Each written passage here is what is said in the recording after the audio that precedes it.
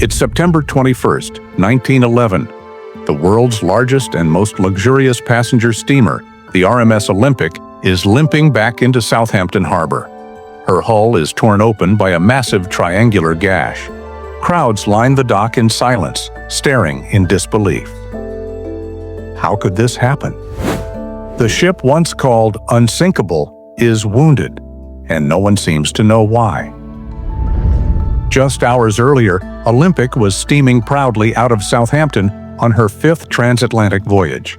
But as she navigated the narrow channel of the Solent, another ship, a Royal Navy cruiser named HMS Hawke, was sailing close behind. And then, it happened. A sickening crash of steel against steel. No war, no weather, no warning. This is the story of how two great vessels collided on a calm, clear day, and how that moment may have rewritten the fate of the Titanic herself. The Solent is a narrow passageway between the Isle of Wight and mainland England, tight, twisting, and treacherous for ships of enormous size. Guiding the Olympic that day was harbor pilot George William Bowyer, a seasoned veteran who knew every curve of this channel.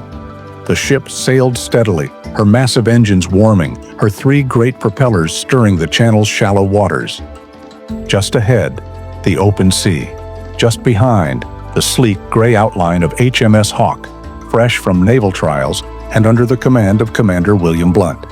As Olympic picked up speed, about 12 knots, the two ships sailed side by side, close but calm, until suddenly, inexplicably, Hawke turned, and she turned hard. She veered portside, straight into Olympic's steel flank. The sound of the collision was horrifying. Hawke's bow, built with a sharp steel ram beneath the waterline, pierced 8 feet into Olympic's hull. Steel screeched. Water rushed in. Machinery failed. The impact was felt throughout the ship. On board, passengers gasped. Some ran, others froze. But miraculously, no one was killed. As Hawke pulled away, her proud bow was crushed flat, while Olympic was left bleeding into the sea. The largest ship in the world had been rammed in broad daylight. Theories flew like sparks. Had Hawke's steering failed? Was it human error or something stranger? Some witnesses were sure the cruiser had steered straight into Olympic. Others claimed the ships were drawn together by some unseen force. The U.S. passenger John J. Sinclair told the New York Times, "The man in charge of the cruiser must have gone crazy." With her hull torn and her engine room flooded, Olympic anchored overnight. The next morning, surrounded by 6 tugboats, she limped back into Southampton. It was a humiliating sight. She'd only been in service for 5 months. And now, she was crippled. The damage was worse than expected. A massive hole that reached from the waterline up to D-deck.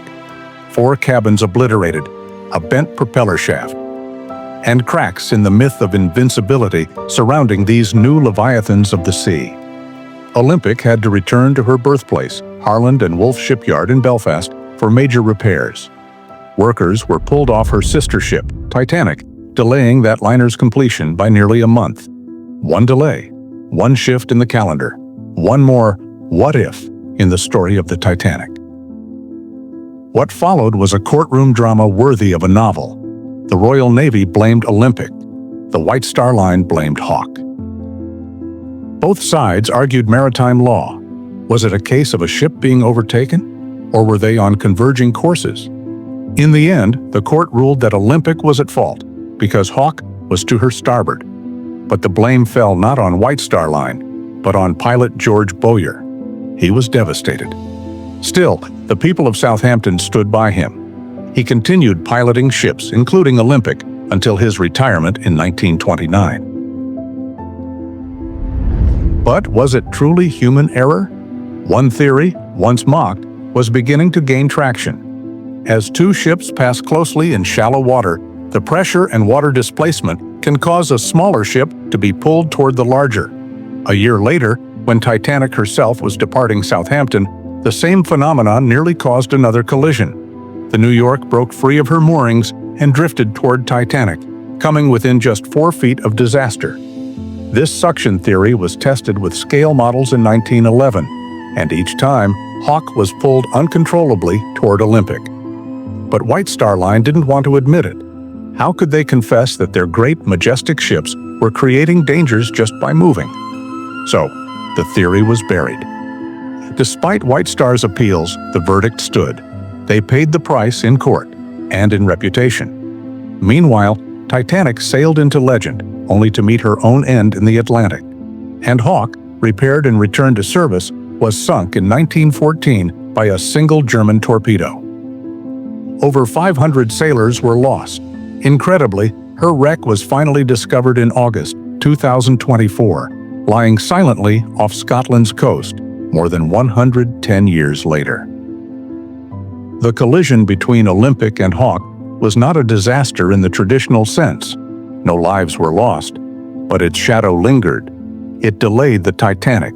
It shook the myth of unsinkability. And it taught the maritime world that size and power can come with unexpected consequences. To this day, the photographs of the collision are haunting, a reminder of how even the mightiest ships can be brought low in the blink of an eye.